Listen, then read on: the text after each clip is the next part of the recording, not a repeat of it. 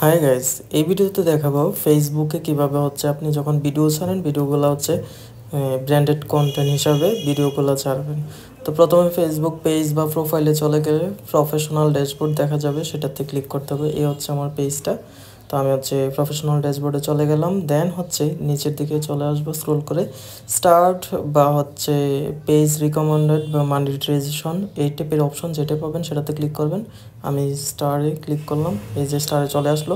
দেন দেখেন এই যে ওভারভিউতে সবগুলা চলে আসে, যে মনিটাইজেশন, এখানে bonus, ads on reels, stars, branded content.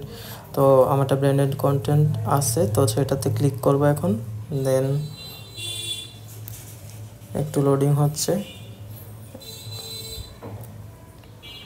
এই যে ব্র্যান্ডেড কন্টেন্ট ট্যাগ, এটা হচ্ছে এনাবেল ট্যাগ করতে হবে। তো আমি হচ্ছে এনাবেল করে দিব। এনাবেলে ক্লিক করলে হচ্ছে ডু মানে কি কি করা যাবে আর কি কি করা যাবে না সেটা এখানে দেওয়া আছে আর কি।